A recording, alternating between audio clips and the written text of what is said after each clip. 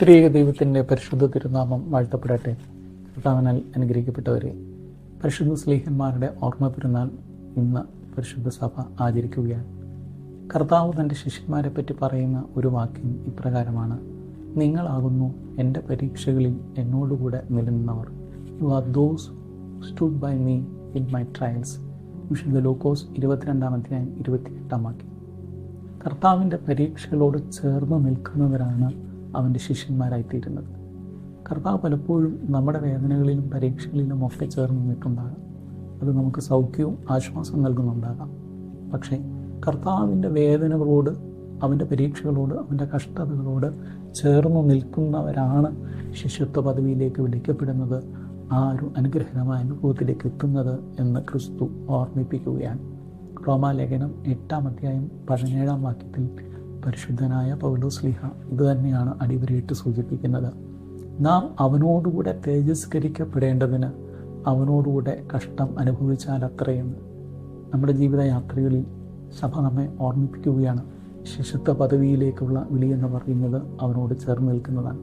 അതുകൊണ്ടാണ് നന്നേ ചെറുപ്പത്തിലെ സഭ നമ്മളെ അതിലേക്ക് ക്ഷണിക്കുന്നത്. ഇതാണ് ഒന്നാമത് ഈ സ്ലീഹന്മാർ നമ്മെ പഠിപ്പിക്കുന്നത്. വിശുദ്ധ മാമോദീസായുടെ അനുഭവത്തിലൂടെ ഓരോ വിശ്വാസിയും കർത്താവിൻ്റെ കഷ്ടാനുഭവങ്ങളോട് ചേർന്ന് നിൽക്കുകയാണ്. റോമാലേഖനം 6-3 മുതലുള്ള വാക്യങ്ങളിൽ പരിശുദ്ധനായ പൗലോസ്ലീഹ നമ്മെ പഠിപ്പിക്കുന്നത് ഇതാണ്: ഒരാൾ സ്നാനം ഏൽക്കുമ്പോൾ ക്രിസ്തുവിൻ്റെ കഷ്ടാനുഭവങ്ങളോടുകൂടെ അവനോട് മരിച്ച് അടക്കപ്പെട്ട് ഉയർത്തെഴുന്നേൽക്കുകയാണ്. ഈ ഒരു ബോധ്യം നമുക്കുണ്ടാകണം. നമ്മുടെ ജീവിതാനുഭവങ്ങളിലെല്ലാം നാം ക്രിസ്തുവിൻ്റെ കഷ്ടാനുഭവങ്ങളോട് ചേർന്ന് നിൽക്കേണ്ടതിനാണ് മാമോദീസായിലൂടെ നമ്മെ അതിലേക്ക് ക്ഷണിക്കുന്നത്.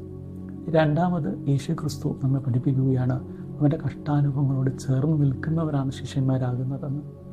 വിശുദ്ധ മത്തായി ശ്ലീഹായുടെ സുവിശേഷം 25-34 മുതൽ 46 വരെയുള്ള വാക്യങ്ങളിൽ കർത്താവ് ഇപ്രകാരം സൂചിപ്പിക്കുന്നുണ്ട്: എനിക്ക് വിശന്നു, ദാഹിച്ചു, രോഗിയായിരുന്നു, അതിഥിയായിരുന്നു, ഞാൻ തടവിലായിരുന്നു. ഇതൊക്കെ എപ്പോഴാണ് എന്ന് ചോദിക്കാനുള്ള സാധ്യതകളുണ്ട്.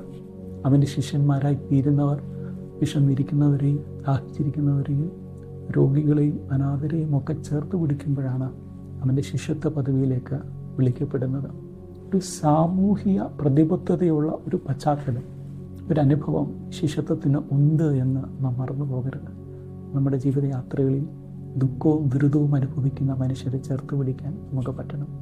മൂന്നാമതായി അപ്പോസ്തല പ്രവൃത്തികൾ 9-4 വാക്യത്തിൽ ശൗലേ ശൗലേ നീ എന്നെ ഉപദ്രവിക്കുന്നത് എന്ത് എന്ന ഒരു ചോദ്യം പരിശുദ്ധ പൗലോസ്ലീഹായുടെ പഴയകാല ജീവിതത്തോട് ചോദിക്കുന്നുണ്ട്. അവിടെ ശൗൽ തിരിച്ചൊരു ചോദ്യമാണ്: നീ ആരാകുന്നു?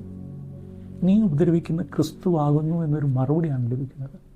കർത്താവിൻ്റെ ശരീരത്തെ ഉപദ്രവിക്കാതിരിക്കുന്നതാണ് അവനോട് ചേർന്ന് നിൽക്കുന്നതിൻ്റെ ഏറ്റവും വലിയ കാര്യം.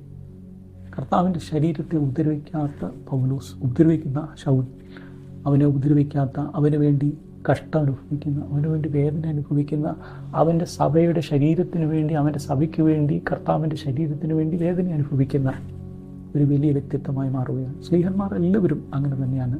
കർത്താവിൻ്റെ സഭയ്ക്ക് വേണ്ടി, അവൻ്റെ ശരീരത്തിന് വേണ്ടി ത്യാഗവും വേദനകളും അനുഭവിക്കുന്നവരായി മാറി. അവരോട് ചേർന്ന് നിൽക്കാൻ, ആ ശരീരത്തോട് ചേർന്ന് നിൽക്കാൻ നമുക്കും ഇടയാകണം. സ്ലീഹന്മാർ അവർ കർത്താവിൻ്റെ കഷ്ടാനുഭവങ്ങളോട്, അവൻ്റെ പരീക്ഷകളോട് ചേർന്ന് നിന്നതുകൊണ്ടാണ് അവൻ്റെ ശിഷ്യന്മാരായി മാറിയത്. എൻ്റെയും നിങ്ങളുടെയും ജീവിതാനുഭവങ്ങളിൽ വേദനകളും ദുരിതങ്ങളും ഒക്കെ ഉണ്ടാകാം. പക്ഷേ കർത്താവിൻ്റെ കഷ്ടാനുഭവങ്ങളോട് ചേർന്ന് നിൽക്കുവാൻ മാമോദീസായിലൂടെ, ഒരു സാമൂഹ്യ പ്രതിബദ്ധതയിലൂടെ, കർത്താവിൻ്റെ സഭയുടെ ശരീരത്തോട് ചേർന്ന് നിന്നുകൊണ്ട് നമുക്ക് മുൻപോട്ട് പോകാം. ദൈവം അതിനിടയാക്കട്ടെ.